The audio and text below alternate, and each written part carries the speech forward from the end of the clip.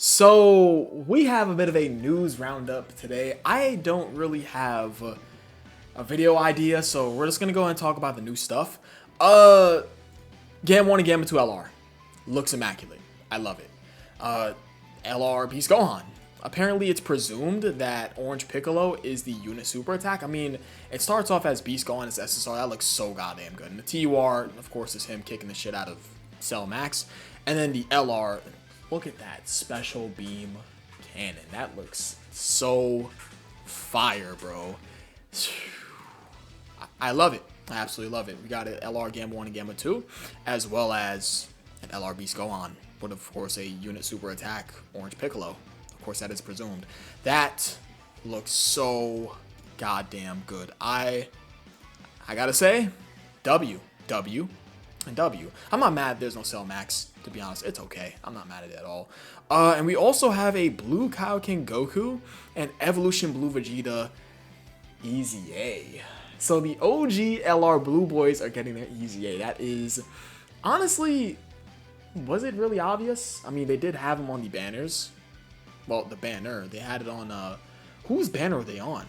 I'm pretty sure they were on Gogeta's banner, right? I don't particularly remember, but I'm pretty sure they were on Gogeta's banner. So with that being said, I want to give a quick explanation on why I don't stream like new live stream stuff that comes out. Well, much at all. I don't think I've done it in the past. The reason why I don't do it is because I've never been a big live stream watcher myself. The most I watch for live streams, honestly, I'm going to be very blunt with you guys. I watch two people that live stream. No bullshit. No bullshit at all. I watch Slaybix from time to time. I'm sure you guys know who that is. And, well, of course, I watch Slaybix from time to time because I'm busy most of the time. So, of course, that's no shot at Slaybix because I absolutely love his content. I love his live streams. But I only watch Slaybix.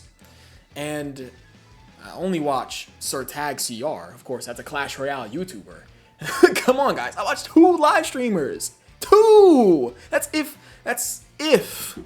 that specific person is live. I just wanted to go ahead and give a reason on why I don't watch it. For those who are wondering, I've never been a big live stream person. I don't watch many live streams at all. It's like, the most you're getting out of me is watching Slaybix, even though I sometimes watch them because I do be a bit busy. I watch Slaybix, and I watch Sir Tag CR. Of course, he's a Clash Royale YouTuber. And that's it for live streams. And then maybe you'll catch me listening to some lo-fi. But would you really count that? That's really just a live stream for music. Wouldn't really count that because you're not really watching anything, you're listening to it. So, with that being said, that is the reasoning on why I'm not really streaming any of the new content that comes out for Dokkan for live streams. Like, for example, anniversary live streams.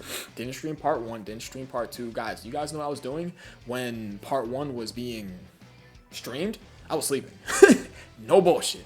I was sleeping. I was not lying to you guys. So with that being said, back on topic, we have a LR Beast Gohan and Orange Piccolo. That just looks so goddamn good. That, oh my goodness, I can't wait to see the super attack animations for this. Of course, shout out to the Dokkan Wiki Twitter page, as well as, of course, the Dokkan Wiki website.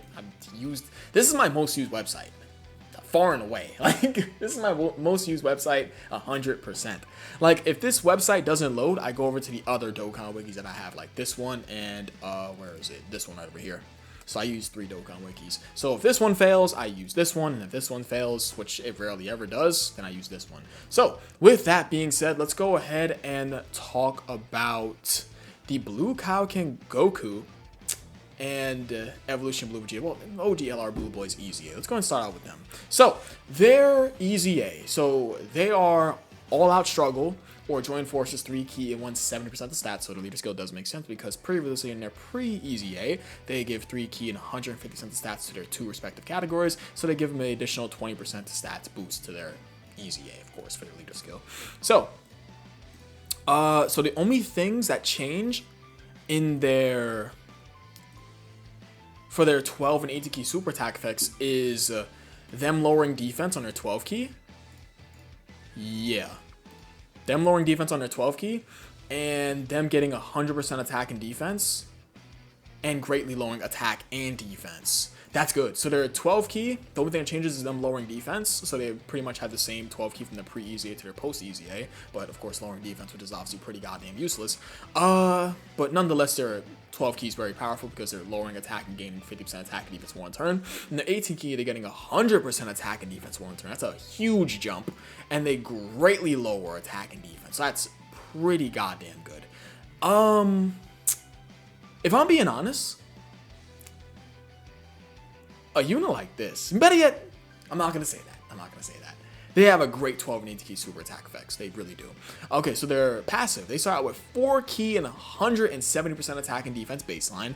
They are a rainbow orb changer if you have a superheroes category ally on the team, so that's very easy to get off. I really love that. Wow. Their EZA might be better than I think it is, because previously they needed rainbow orbs to do their additional attacks. Yeah, okay, so they're a rainbow orb changer, provided you have a superheroes category ally on the team, which is going to be very easy considering that you're going to have, what, you're going to have LR fucking Gamma 1, Gamma 2, and then LR Beast Gohan. That's going to be stupid easy to get off. So they also get 2 key per rainbow keys are obtained. Of course, that is from their pre-EZA. That is not. Okay, so they didn't have that. 2 key? And no, they did. Yeah, they did. They got 2 key and they launched up to 3 additional attacks per rainbow keys are obtained. Yeah, it is 2 key per rainbow keys are obtained. Yeah, they already had that. So they just separated that from that part of their passive, huh? Yeah, they did. Okay. So they also get 7% attack and defense per key sphere obtained. Alright. So of course they are a nuker. And they also get a 7% chance to crit and 7% damage reduction. They also launch an additional attack that has a 50% chance to become a super attack per rainbow key sphere obtained. They could do up to 3 additional attacks within a turn. Wow, so if they get 3 rainbow key spheres, they can get up to a 21% chance to crit, 21% damage reduction, and they can also launch 3 additional attacks that have a 50% chance to become a super attack. That's very good. This unit is very potent. They're super powerful. Wow, and I love the fact that they're rainbow orb changing, which has a very easy restriction to bypass. And this is very good. Their rainbow orb changing supports their keeper key sphere obtained, their nuking, their crit chance, as well as their damage reduction and additional attacks that have a chance to become a super attack. That's very good. This unit's fucking powerful. Wow, okay, and they also get an additional 70% attack and defense if their key is 18 or more, which should be very easy. And they get 70% damage reduction if HP is 50% or less once only. Whoa, and that's very good. This is very good because it allows you to be safe defensively when you pop your active skill that gives you 24 keys, 70% attack, and a 50% debuff to defense for 1 turn.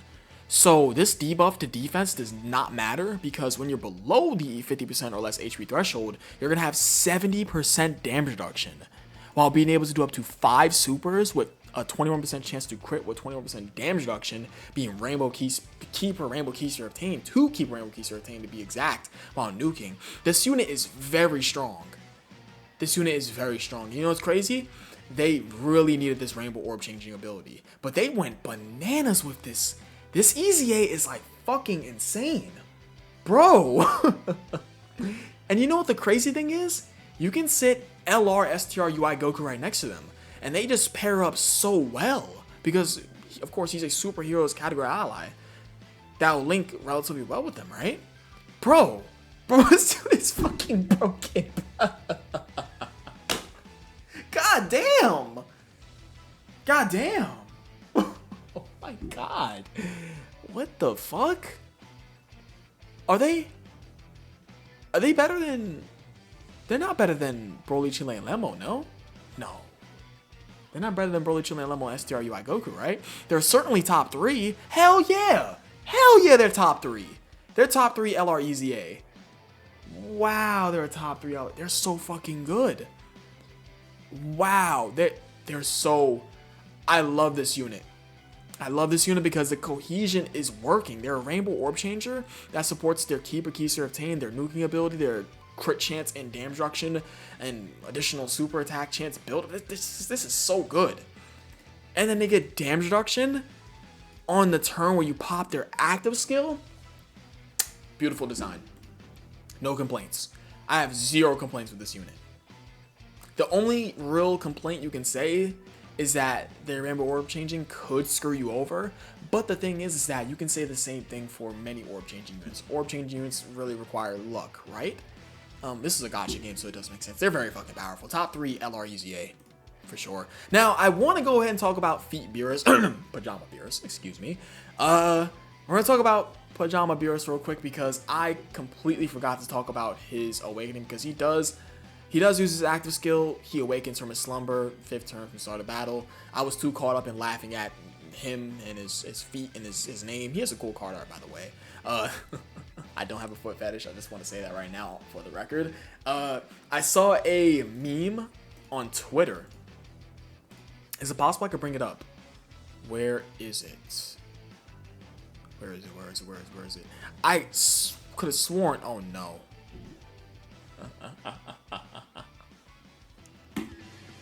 You know what? Enough of your teabagging, Beerus. So we're gonna real quick talk about the Pajama Beerus because I completely forgot to talk about his awakening. So of course he gains 30% attack for 1 turn and seals, and then he gains 30% attack defense for 1 turn, greatly lowers attack. So his 18 key super attack effect is good, but his 12 key he really needs to gain defense on super, which he will get in his post EZA. He gets 3 key and 150% attack defense baseline, and he also gets 30% damage reduction for 1 turn from the character's entry turn. He builds up 1 key up to 5 and 10% attack up to 70% attack with each attack received. So, okay, let's continue talking about him. He gets 70% attack and defense with 3 or more keys just obtained, and he also has a 30% chance to crit after he receives the 7th attack in battle. We don't care about this. We do not care about this. What's his stats? Guys, look at his attack, rainbowed. Do you really think we care about his 30% chance to crit? We don't care about this. This is ass. We don't care about this on a free-to-play LR. Unless he's doing mega life damage, we don't care. We really don't care. This guy needs to be supporting. He needs to have at least 50% damage reduction unrestricted. No, take this shit away. I don't like this. I don't like this awakening design. I think him sleeping, his slumber design, because it says awaken from slumber, we're just gonna call it slumber. His slumber design, I like this better. He has defense, of course. He has a damage reduction, but he loses every turn like the fucking LR Golden Frieza does. I really don't like that at all. He's a support type unit. He's a support type unit that Rainbow Orb changes and gains defense per key obtained. I like this design better, minus the damage reduction. I mean, there's a couple of things I said in yesterday's video that they could change about him. Better than his awakening design. I don't like this. Not one bit. I'm not a fan. Not a fan. Because guess what? When his damage reduction wears off for that 1 turn, what's he going to be looking like? Because all the defense he has is 150% defense here, 70% defense here, and that's it. Am I crazy? He says damage reduction here, key and attack build up here. Yes, 70% defense here, but he has to get 3 key spheres and 150% defense here, and he gets 30% defense 1 turn here. I mean, come on now. Make it make sense. Make it make sense. So that is the awakening part of Beerus, because I forgot to talk about him yesterday. Now, we're going to talk about the login Gogeta card that gets an EZA. Very interesting. Very interesting. All right. So he gains 50% attack defense 1 turn. Let's talk about his leader skill, of course. This is interesting that he's the first anniversary login card to go ahead and get a... My bad, that's my dog down here. To get an EZA. Very interesting. So 19% attack and defense per key obtained. Okay, so he has a nuking leader skill, and you recover 999 HP per key obtained from character's type. Recovers 999 HP per key sphere of character's type obtained. So this is essentially a nuking lead that you recover HP. I mean, there are specific situations where you can use this, but hey. Alright, so you gain 50% attack defense in 1 turn, of course, all the standard stuff. Supreme damage, of course. He also gets a 19% chance to dodge within the same turn. It would have been crazy if they made him stack dodge. I'm just going to say that now. That would have been crazy as hell, but I was corrected. This isn't him stacking dodge. It was just like, it wasn't correct. So 99% attack and defense baseline. He also gets 19% attack and defense per key sphere attained.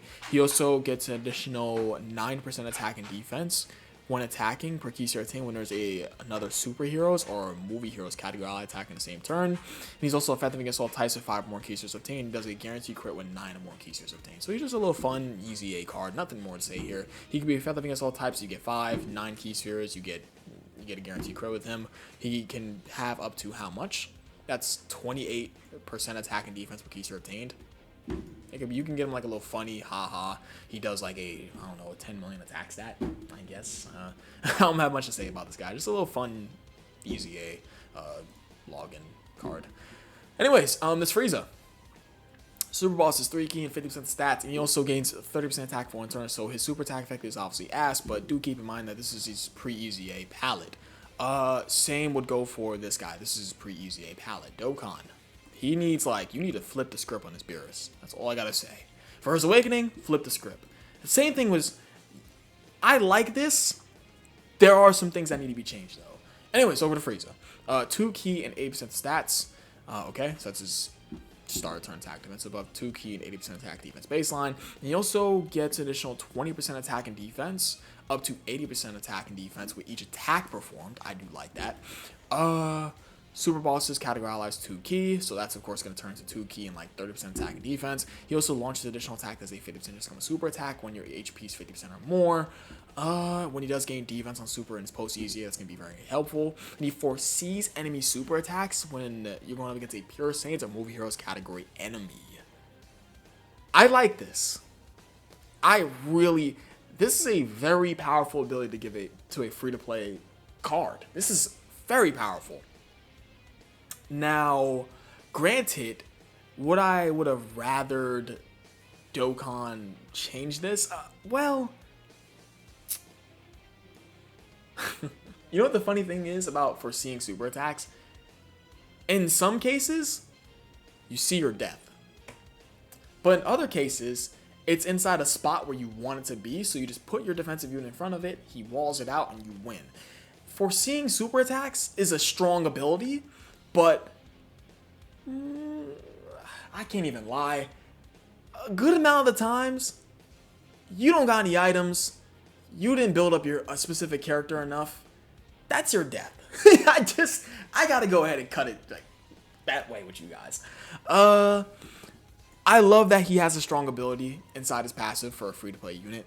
I like that he's supporting. I like that he has additional super attack chance, of course. I like that he builds up attack and defense with each attack performed. This guy seems alright for a pre-UZA palette. I have not too many complaints. Would I would have rather this be a 50% chance to dodge when having a super bosses category ally attack in the same turn? Yes, because you're only going to use them on super bosses. But hey, it's really whatever. I think that's really all we have to talk about here. Jesus Christ, whoever made this. So, really, the news roundup, they're fucking a top 3 LRUZA, bar none.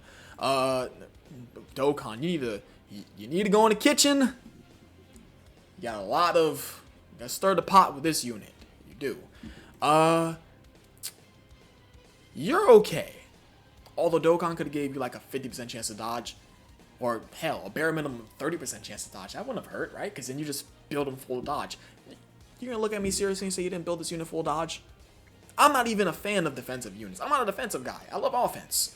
But I know damn well he has to be full dodge. This guy isn't doing damage. Look at this.